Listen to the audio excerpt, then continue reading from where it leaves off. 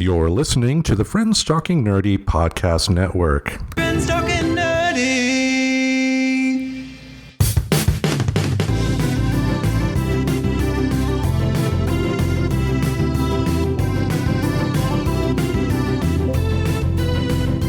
If your friends are nerdy and you are nerdy too, I want to talk to you.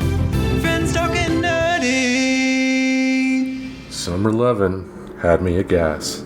Hey everybody, Tim the Nerd here, welcoming you to another episode of Friends Talking Nerdy. Thank you for joining us, and joining me right now on the table here is Mimsy, as well as the greatest legal mind in the Pacific Northwest, Professor Aubrey. How you doing? I am so good. You mentioned Mimsy. She is here. She wants to record with us. She's a little bit scared of the microphone, and so you might not hear her, but she was interested for a second. So that's what's been going on here, is that the kittens are very fun. They indeed are, and even in less than a week of being their, human father,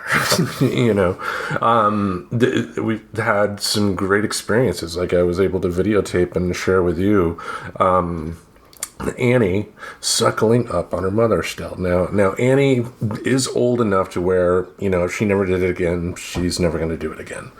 If that makes sense. I don't know. What I'm assuming is that with the stress of the move and everything like that, it was a comfort thing. And she did it on the couch right next to me with her mother, and her mother just sat there with like the happy eyes, and I started petting the mother and talking to her and saying, "You're a good mama," and all that stuff, because you mentioned Mimsy is still a little skittish, which is understandable. I mean, like we mentioned on last week's episode, an animal knows they're moving, but they don't know why, and they don't know the whole experience based on their heights too. I mean, cats are, small compared to us. We're giants, and yeah, it's taking time for her to get used to us, but it's happening at a really fast pace, and more often, we are not threats to her. That's the most important thing. I think what she has to learn from us is our everyday routines. Like when hearing the key in the lock is not a bad thing. Type of deal. But that simply takes time. Yeah. That's the relationship you have with your feline friends. Yeah, I think they've done really well, and they seem to be settling in really well, and I love them. I do too. Like, being able to share that moment with them. Like, again, like I mentioned, the mother could have got up and gone someplace else. She's nestling in that red thing. Oh, that's fine. Yeah. The mother could have gotten up and walked any place else that, was like out of my reach, because they do have a couple hiding spots here, and could have done that, and they both could have had that moment. But, because think about it, with animals, they don't like showing their belly. And the mother, doing what she did was a huge sign of trust. Totally. Yeah. Very sweet. Yes, and it's going to continue each week. We're going to have the moment, before we start the show. We will. But we did have, and we're not going to go too in-depth on this this week, because we both think that this particular topic deserves a lot more attention. And, we do have some planning in here for what we do with the show. So we do want to talk about this more in depth, later on in the week. But, did want to talk about something a friend of the show, Rhonda the Vet, brought up to our attention. And that's a Portland Elementary School that canceled a Pride Fest after people on social media did their thing. There's a lot to the story if you think about it, because the people on the education side just wanted to create an event to educate. It involved a drag queen and whatnot, but through the drag queen being there, that is education in today's society. But again, far-right people on social media started, harassing the school. I mean, these people are getting paid maybe $40,000 a year, and they're getting death threats. That's something to talk about there. But most importantly, the damage done to kids, even in an area that, on the TV at least, is considered a safe haven for, the LGBTQ community. Freaks. Yeah. As they'd say in Texas, or Florida, or Georgia, or South Carolina, or many, many other states. Yeah, but it was definitely... like I said, and we'll have a link to an article from the Willamette Week. I said it right. We'll have an article in the show description about the particular issue that's going on. But, like I said, this deserves some more attention and some more, digging into it. Rhonda the Vet did provide the exact emails that the article here mentions and only quotes from. So, we have an exclusive here, folks. But it deserves more attention because this was rather spur of the moment, and it's important to do your best with a topic like this to be able to say the right words as well as you can. Yeah, I mean, talking about sensitive topics can be difficult. I guess as professor, I have had to do that to an audience that I was interacting with a lot. Mm-hmm. A lot. And so I really feel okay about that. And I've driven with her, folks. I know she's okay with that. Yeah. So, Well, but I mean, for me, I've made it no secret. Like with my anxiety, I think a lot of it has to do with control. And if I'm going to be talking about something like this, I want to feel I'm in control of it, and not just. I'm tired of what I've done in the past in terms of just repeating stuff I heard on a talking head show. Mm-hmm. If I'm going to talk about a topic, I want to be educated about it. I'm not looking to be an expert, but there are places to go that are legitimate, principled, and all that stuff to get that information so you can study on your own, Yeah, and I believe that the group involved here, the group in the school, is the Gay Straight Alliance. Mm-hmm. And, it'd be interesting to see, how prevalent those are. It'd be interesting to know a lot more details about the situation. Yeah, so we will do that research here, and it's going to be about, I guess, the broader topic, with this being, our entry into it. Right. Because, again, there is a lot that's going on here. It's not just, one thing, and, it's interesting to talk about, too. I mean, because, like with educators, you want them to be able to fully teach your kids, but we're not, they've had to deal with, being used as political pawns in ways that, teachers in our era, when we were kids, never had to experience. Oh, yeah. At least on the grand scale that it is now. I mean, being a teacher and being a professor used to be something that was looked up to. Mm-hmm. It was seen as professional, and it was paid well, and you got good perks, and so they were desirable jobs. Mm-hmm. Now, in my program, we can't fill positions because educators are so poorly treated in this country. So why would anybody want to choose that profession? And my program, as some of you may know, is a career and technical education program, not an academic program. So my students are focused on getting a job, mm-hmm. as opposed to maybe somebody who's taking a philosophy class that counts towards a 4-year degree. Yeah. Which, a lot of those technical things, more people should open their minds to in terms of taking advantage of, at the very least, as a fallback. Oh, yeah, like spend 2 years, spend a year do a short-term certificate that only takes 2 terms. There's so many options. And, it's very cheap compared to other schools. So it's a great place to go. And we have over 150 different programs, including welding, airplane maintenance. Those folks make a lot of money. Yeah, and I've told my oldest, Isaac, about their auto mechanic courses that they have there. Now, my son being one is like, I know this and I can get into the profession this way. It's like, that's my boy. Yeah, it's great. The auto repair program actually has a relationship with the dealership that has agreed to hire every graduate. If they want to be hired there. That's how difficult it is to staff things these days. Yeah,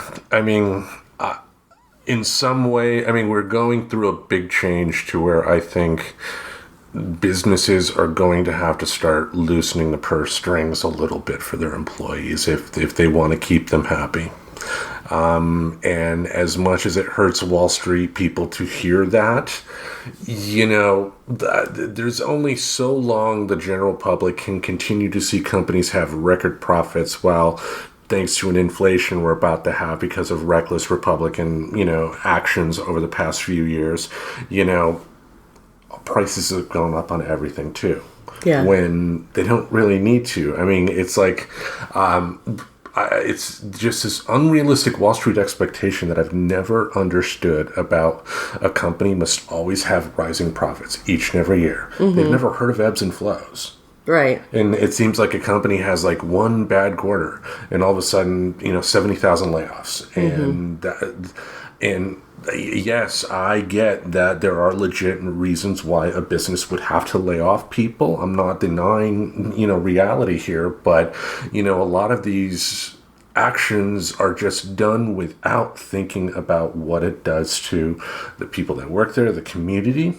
Because a lot of times these jobs are, done at, certain areas. And if you got a plant of 10,000 people and like 3,000 or 4,000 of them are laid off, think about the hit the local economy is going to have. Hey, Wall Street, capitalism, yay America, right? Yay America, fuck yeah. Yes, so that's the long way around of saying that this is a topic that we will bring up again, but in a way that allows more conversation. Yeah. Yep, but we're here for our main event, folks. We're recording this one a little earlier than we normally do. Usually we try to record the week that we're going to release a particular episode, but the professor is going to be doing something quite fun here. And we wanted to make sure we still had content for you good folks at home. That's right. I will be headed to Soak, which is the regional Burning Man here in Oregon. And it's super fun. I'll be there for a week, camping out and enjoying lots of other campers. There'll be about 2,000 people there.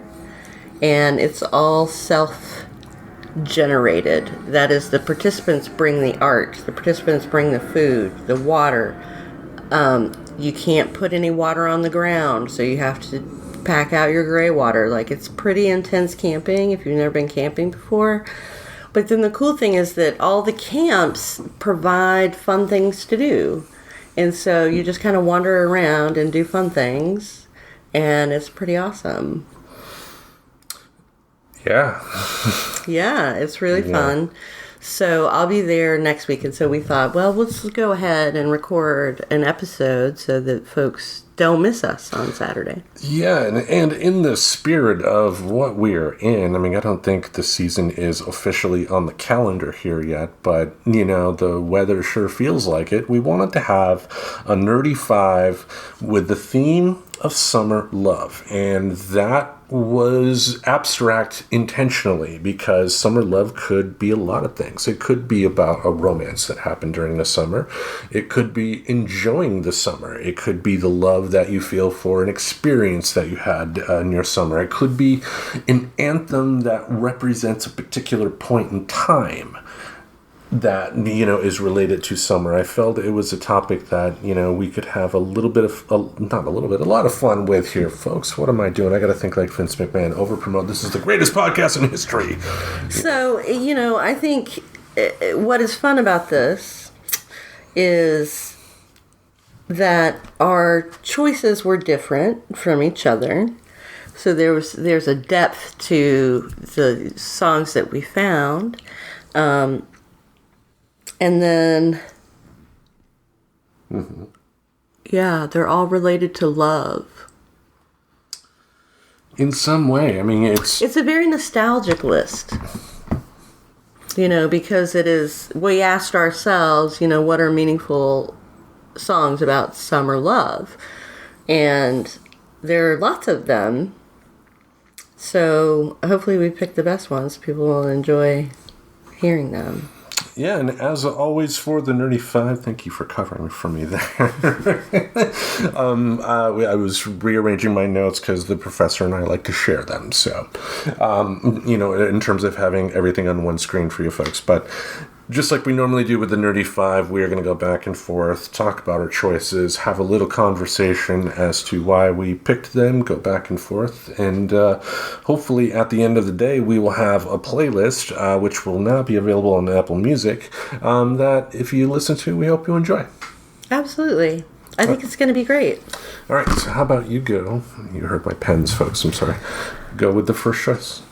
Okay, this is a classic, and it reminds me so much of drive-in movies in the summertime, swinging on the swings that they always had at drive-in movies, eating popcorn, like super fun when I was a kid to go to a drive-in movie. And one of the drive-in movies that I saw was Grease, of course, very popular, especially with young girls. And so I picked one of the last songs in the musical called Summer Nights, which is sung by Olivia Newton-John and John Travolta. And it's a duet, and it's about their relationship. That's not what makes it a summer love thing for me. What makes it a summer love thing is that memory of the drive-through movie. I have never been to a drive-in movie. Wow, they're hard to find now. Yeah, I mean, something from a bygone era more than anything because of the screens. I don't think I would like a drive-in, honestly, if I went to one. The audio's bad. What did Thor say? No. But I did read an article recently about songs with problematic lyrics, and this song was popped up on it because of one of the lyrics of tell me more, did she put up a fight? Yeah, whoa. Yeah, apologists may come back with, some explanation as to why that line may not be bad.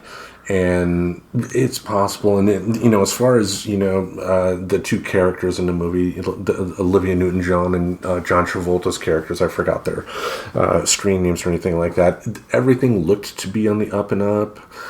So I think it's just guy talk more than anything. But guy talk just because it's guy talk doesn't make it okay. I mean, that's exactly what Trump said. Yeah. I guess from a girl's perspective, that's aggressive, right? Mm-hmm. It's a bit of a cultural artifact, though, because we're in the 80s portraying the 50s. In the 80s... Late 70s. The late 70s yeah. were 40 years ago. So when they were looking back in the 70s, they were only looking back 3 decades. And now we're looking back on this for longer than they did.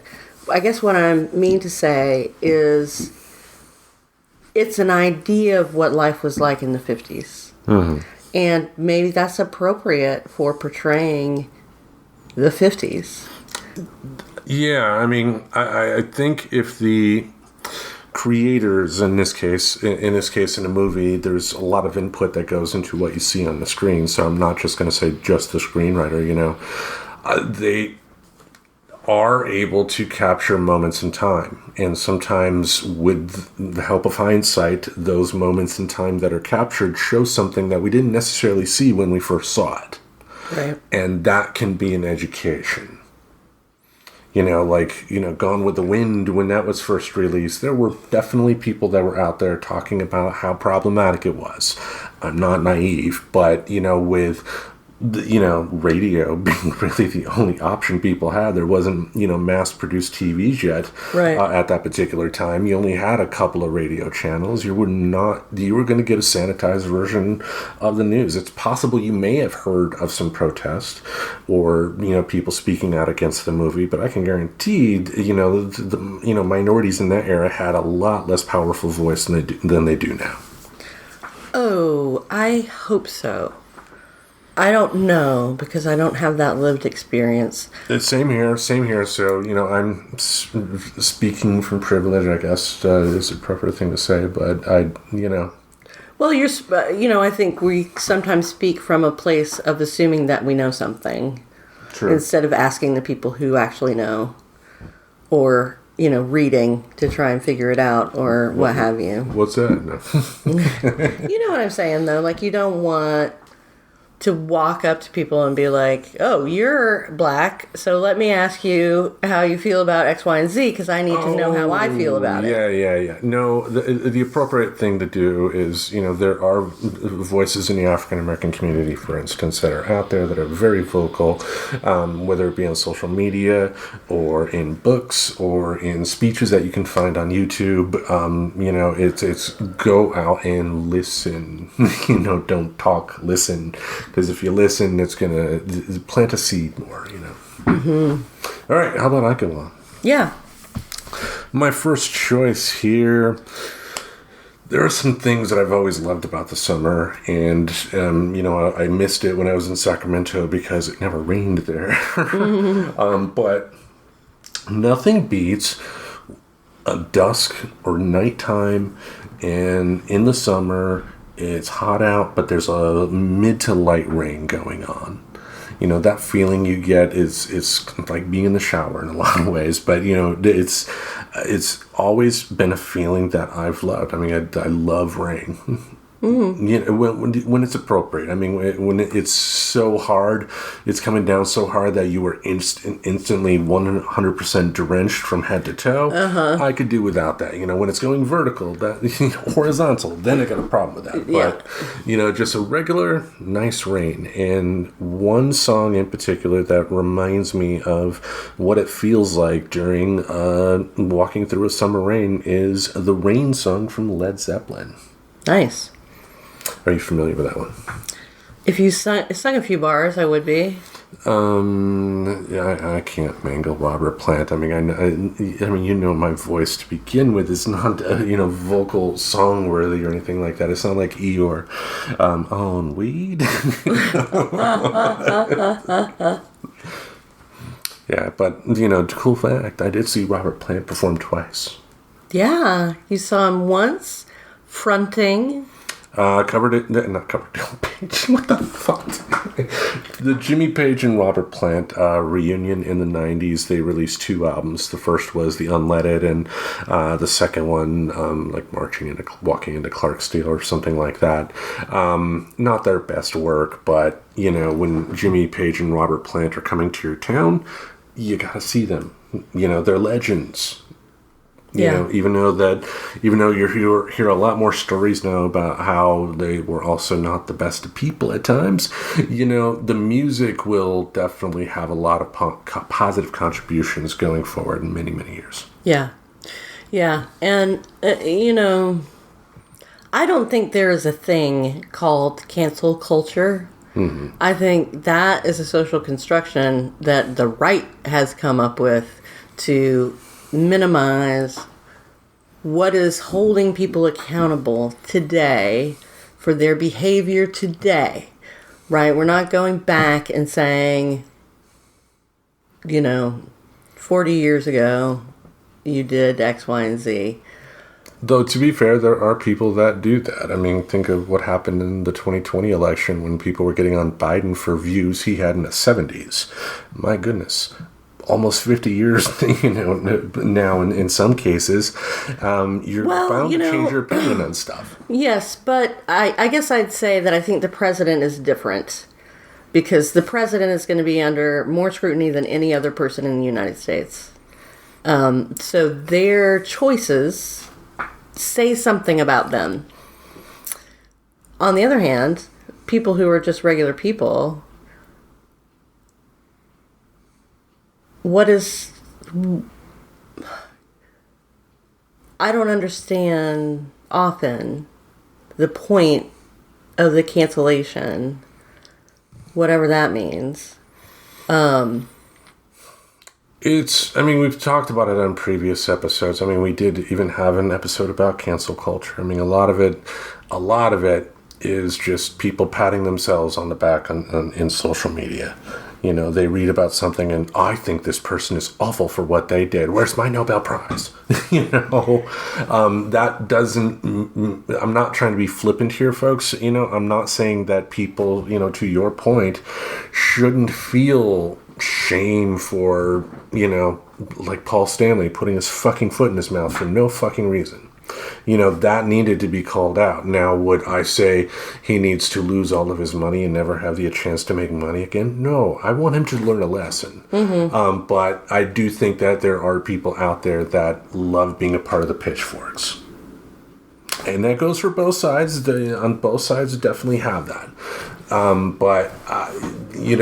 Yeah. Yeah, I mean, it's hard because I'm a leftist. And I don't always agree with the tactics of my fellows. I do feel a strong sense of solidarity with workers, with underrepresented populations, any kind of minority of I like to think that I wouldn't purposefully do something that would hurt someone in any way. At the same time, I'm sure that I do on a regular basis, right? I'm a professor. I'm talking out of my ass a lot of the time, and I'll say something, right, that hurts somebody.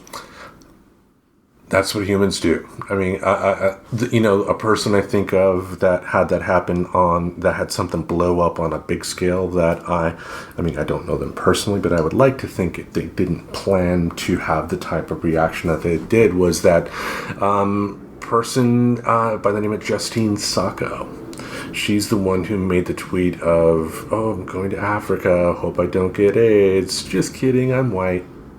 Oh, wow. Stupid fucking tweet. And she's been on record after the fact of stating that if she could turn back the hands of time, she would not have said that.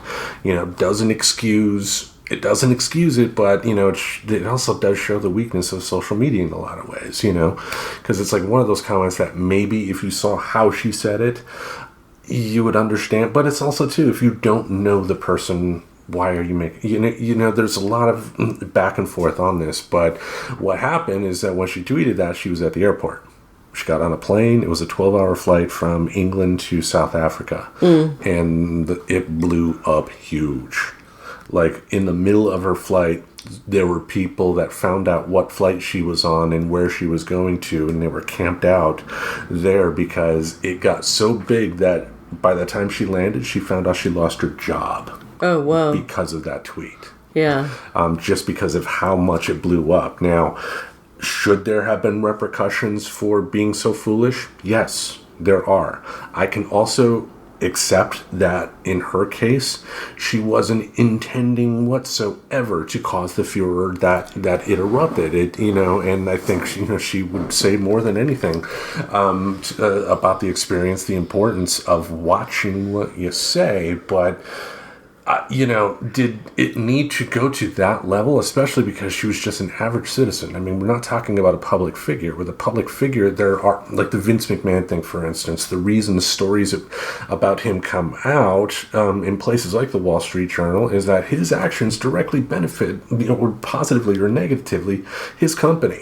And if you are a shareholder in that company, that's something you would need to know if he's off, doing a bunch of non-disclosure agreements for stuff like that. But this woman, this complete stranger who said an awful joke, ended up having the worst day of her life, and the few months after that. Again, to be clear, not saying she shouldn't face the repercussions of her actions, but, sometimes the pitchforks can get a little too big. Yeah, I mean, I don't know this particular case, but I would say people need consequences in order to change their behavior. I agree with that. And I think, the best thing we can do is have conversations with our friends and family about, hey, when they say something inappropriate, to call them on it, to educate them as much as you can on issues related to discrimination and that's, I think, a lot more effective because they're family, and ideally you want a situation to where they're going to react like, oh my god, I didn't know, I'm sorry, and you got a chance to educate at that point. And that's what has always happened for me when I've said to someone, oh, did you know it might have bothered someone? And when you say that you might have bothered someone, people are responsive to that because we want to get along with each other. It's a human desire to get along and be in community. And if we can't recognize thinking of the word. Yeah, if we can't recognize when someone has crossed the line, or we can't recognize when we've crossed the line, then somebody else has to intervene, really, I think. Yeah, and partly I think a lot of my issues have to do with social media more than anything in terms of the pitchfork crowd. Because I think, in that particular case, you can get people that are just ridiculous that are there for the pats on the back. You saw it a lot when HBO Max released that Alan V. Farrow documentary. People coming out of the woodwork of, I always hated Woody Allen. Okay, sure you did. And even if you did, who cares? You were right about a man you've never met and will never meet. Good job. Yeah, and, there are people that will still support him, no matter what. So it just, yeah. That was Led Zeppelin, folks. I'd like to try to, as much as possible, separate the art from the artist, and continue to enjoy the art without patronizing it. Without giving money in any way to that artist. I don't think there's a problem with listening to the music. So that's just. Yeah. I mean, I saw them twice. I saw Robert Plant twice in concert, so I'm kind of cool with listening to the music. Would I see him in concert now? No, but I've already seen him. I wouldn't go again or anything like that. And yeah, I mean, if they're going to put out, if Led Zeppelin's going to put out like a new box set or something like that, I'll wait for when it gets on Apple Music. I don't need to see, the booklet that comes with it, the exclusive art, the limited edition, ash cheek prints of Robert Plant, where the only first 5,000 people. No, I don't need to see that. Yeah. So that works out. All right. How about your next one? All right. My next one is Summer in the City by The Lovin' Spoonful. So this is from the 60s. Hot time, summer in the city. I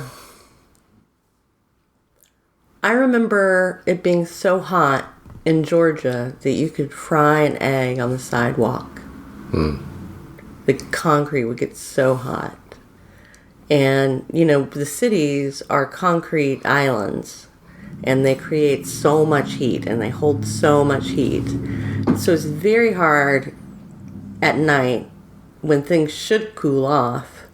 In the city, sometimes they don't. And the heat, you can feel the heat radiating off the buildings. So I lived in Washington, D.C. for 3 months when I was in law school to do an internship, and I spent the summer there, and it's very hot and muggy in D.C. In a swamp? Imagine that. Yeah, very hot and muggy. And so this song reminds me of that, because I would get out of work, the sun would finally go down, and it would be just as hot as it had been during the day. So, very annoying, but a great song. So, enjoy that one. Yeah, Love and Spoonful, John Sebastian was one of the members of that particular band. And even if you are at home right now thinking, I've never heard the Love and Spoonful, you have, because most of their big hits have been turned into commercial jingles over time. And, that's the thing about publishing. Really, the only money these days, apart from live touring, is the publishing rights, even though I'm sure, record companies are still trying to screw that around. But, great songs from that band. John Sebastian even did have a pretty good solo career. We featured his song Welcome Back on Tim's Tremendous Tapes Nice. When I made my triumphant return to Portland, Oregon. And he was also the harmonica player on Roadhouse Blues with the Doors. Oh, cool. Yeah, so he has some rich roots in the music industry. Now, as far as this song, it reminds me most of Die Hard with a Vengeance. Really? Because this song is used in that opening sequence. The opening of Die Hard with a Vengeance is in the middle of New York City, and you see an Atlantic courier truck, which is a callback to the original Die Hard, because Die Hard, being in Los Angeles, had a Pacific courier truck, which Hans Gruber made his entrance to the Nakatomi Tower. But at the beginning, they're playing the song until there's an explosion at a jewelry store. And that's, when the movie starts kicking in there. But, for me, that's my big experience with this particular song. And I would put the Love and Spoonful up there as one of my greatest hits bands. Bands that they put out a decent greatest hits album, you're going to have a good time listening to it. Yeah, I agree. I don't know whether they even get on my long list. They definitely don't get on my short list. I know John Sebastian was at Woodstock, and I get the impression, because they showed a little bit of him on stage, talking with the audience. I kind of get the impression that there may have been some stigma about him being there, because maybe the Love and Spoonful or something weren't viewed as legit or something like that compared Hippie to other enough. artists. Right. Yeah, the more corporate, Right. But, that could be it. I'm speculating more than anything, but... Shall I go on with my next one? Yes, please. All right. When you are young and you are 16 to 18 and you finally get that driver's license and you get a chance to have a vehicle that you can drive around in the summer with the windows down and the stereo cranked up as loud as it can go, you need the best soundtrack for that. And sometimes it can be in slightly older songs. I know it's a lot older. But when I hear Hollywood Nights from Bob Seger and the Silver Bullet Band, I just picture being in a car with the windows down, you're on the highway going, at the speed limit, folks. And, just Hollywood Nights playing on the speaker. And I like that. That's one of the only things about car driving that, I look back on with fondness it felt kind of like a freedom. It seems cliche because you see that a lot in commercials where you have a particular song and you're driving down the highway, man, but it's still a good feeling. Yeah. Absolutely. It's a great feeling. I love it. I love that feeling. Yeah. Are you familiar with the song? Hollywood Nights. Yeah. Mm-hmm. I know that song. Yeah. I know a lot of Bob Seger. You do? Mm-hmm. Did you know I went to college with a guy whose mother dated Bob Seger before he really hit it big, and he said that she ended up crashing the Silver Bullet van once. Whoa. So that's probably why my friend wasn't, the last name is Seeger. Right. But, yeah. Anyway, any more thoughts or no? Nope, that's it. All right, how about we talk about your next choice here? Okay, this was a good one that exploded at the beginning of last summer. Hot Girl Summer by Megan Thee Stallion with Nicki Minaj and Ty Dolla $ign. And it's just a fun song about women doing whatever they want in the summertime and looking hot doing it. So, for me, that's an empowering kind of song because it just makes me have confidence and feel like I can go to the nude beach or I can go down to the river and swim. And, it makes me not feel weird about my body or the way that I look. Anthem songs are great ways to pump you up. If I feel the need to get some courage or something like that, it is often I will put on something like Eye of the Tiger. Mm-hmm. Silly choice, but, Stallone picked a good one there. Rocky 3 has a lot of faults, but, that song being in that movie is not one of them because, much like, Gonna Fly Now from the first Rocky, it's that iconic, pump you up, and by the end of it, you want to go and fight somebody, figuratively or literally or something like that. But it's a great way to kind of boost your confidence and get out there. And it is important, too, that, we do have more art out there telling the message that, beauty doesn't come in one cookie cutter fashion as it has been presented to you over the years. Beauty comes in all forms and all shapes and sizes. Yeah. Yeah. You really got to kill the mean girl in your head, Mm-hmm. Anyway. Yeah. I've seen that movie. That's a good movie. Mm-hmm. Yeah. Tina Fey wrote that one. Yeah, she did. Okay. My next choice here, anytime I think of the summer, you think of going to the beach, right? Absolutely. Yeah, and, we've had previous episodes that we've recorded directly at the beaches, and, that'd be cool to, maybe do again at some point if schedules align correctly. Mm-hmm. But, one song to me that is the perfect anthem for, the excitement you have of going to the beach is Rockaway Beach from the Ramones. I agree. And did you know in Oregon, on the Oregon coast, there is a Rockaway Beach? I did not know that. You can take a ride to Rockaway Beach. Rockaway Beach. And I mean, the Ramones, it does boggle my mind that they, during their, active career, that they were not bigger than what they were. Now, I'm sure they are very proud of the fact that they influenced so much, but I'm sure they also would have loved to have gotten paid a little bit more. Oh, yeah. Oh, yeah. I mean, they were like a garage band and, a early punk band. They were the first punk band. The first mainstream punk band.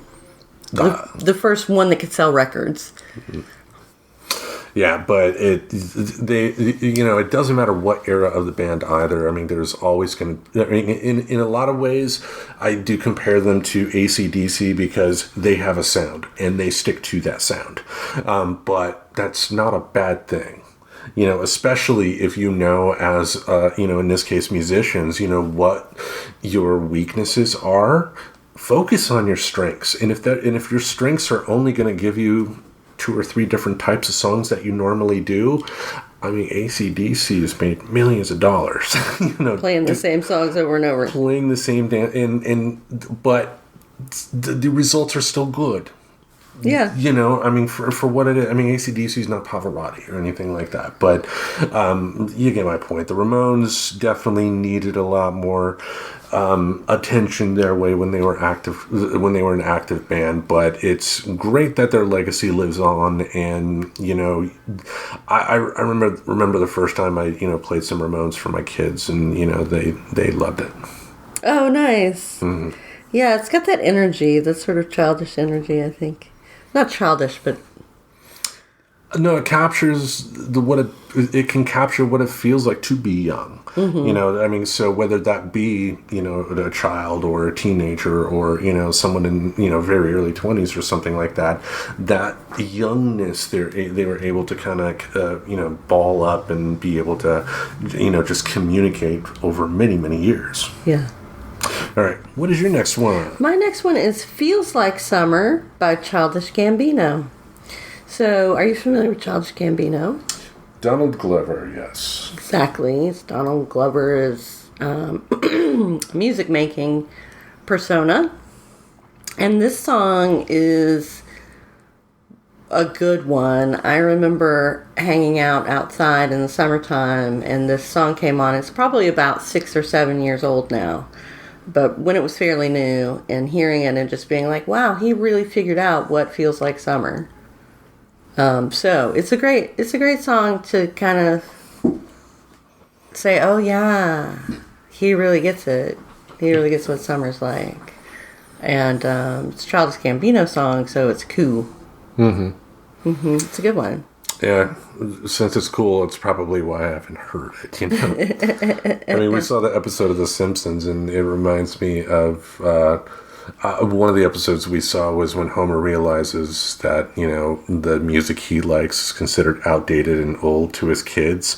So he remembers back when he was a kid and his father, stating that, I used to be with it, but now I'm no longer with it. I don't know what it is, and it scares me.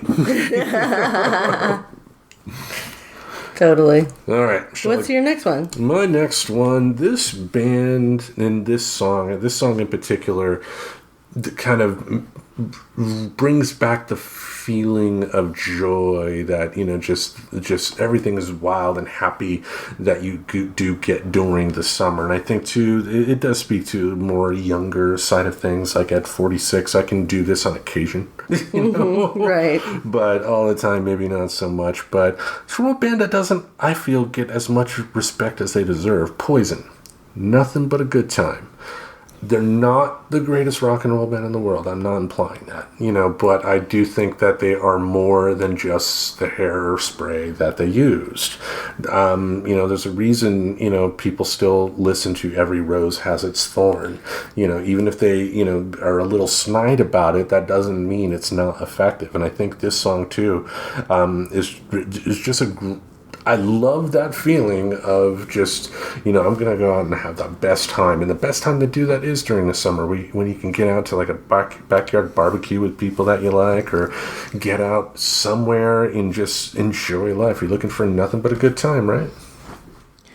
Yeah, I guess so. You have to make your good time. I guess if you just wander around looking for a good time, I don't know that that's really successful. You gotta put some effort into having a good time usually. I'm easy right, to entertain. If you go to the backyard barbecue, you gotta bring some ribs, you gotta grill that up, you gotta partake in the potluck, you gotta talk to people. There's lots of things about it that you might find unappealing. But you get my point. Yes. Yes. Don't have to be the negative on everything. I'm not on the witness stand. Anyway, do you want to go to your last choice? My last choice is my favorite choice, and that is the song Sailing by Christopher Cross. Now, did he wear his clothes backwards too? No. Okay. Not crisscross. Christopher Cross. So this is very yacht rock.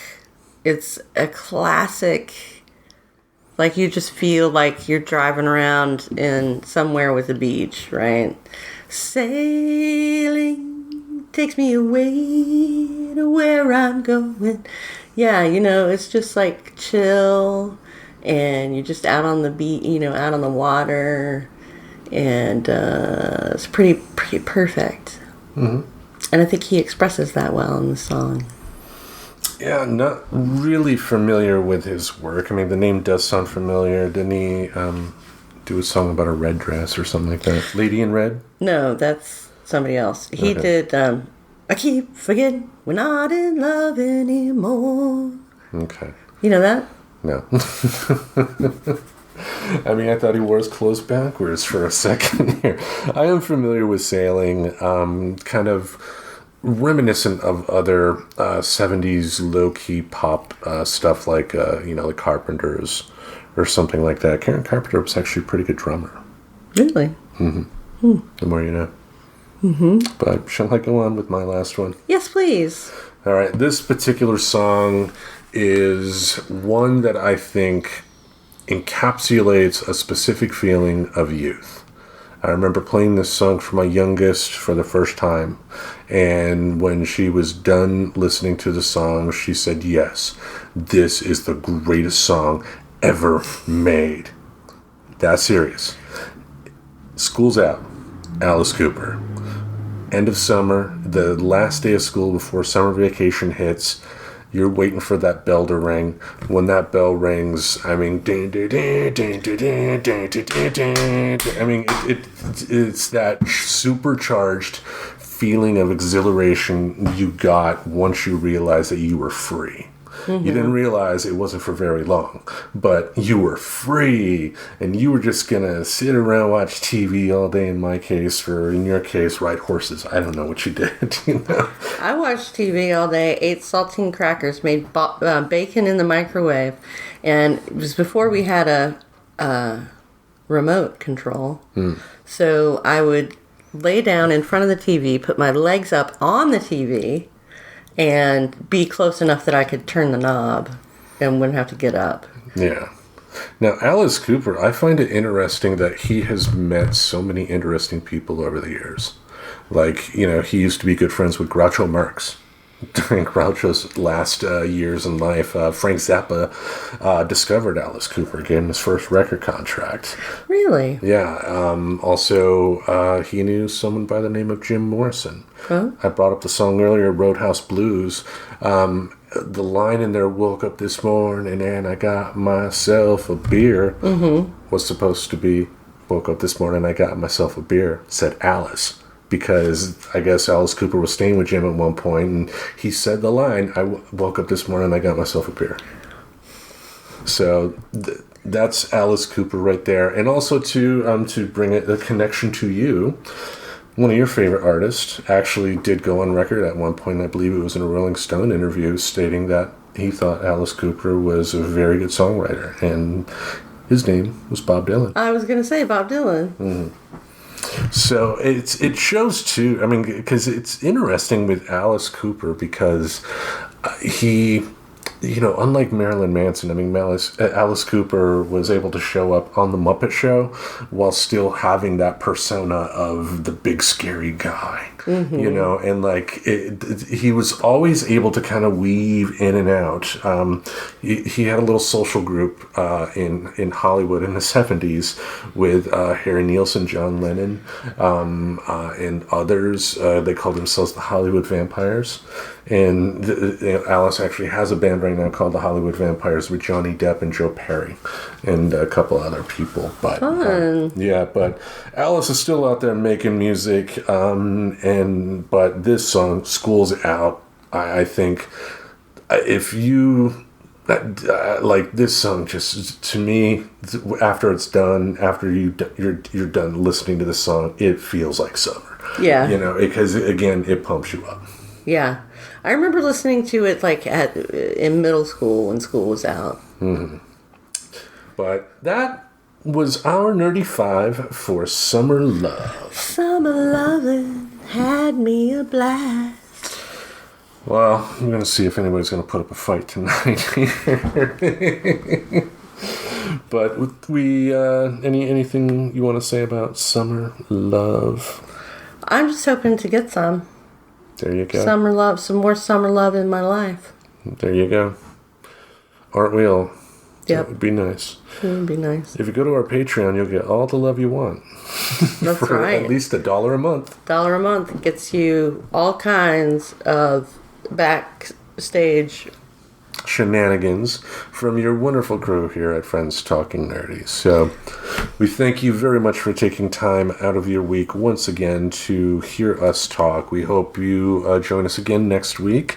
We will leave the link for this particular playlist in the show description. So if some of the songs interested you, we hope you enjoy it. And yeah, unless there is anything else, each Saturday in this podcast space, we'll have something to entertain your ear holes. Until we meet again, we bid you adieu. Good night. Auf Wiedersehen. Subscribe to Friends Talking Nerdy on iTunes, the Google Play Music Store, as well as Spotify. Remember to support Friends Talking Nerdy on Patreon. Goodbye, darling.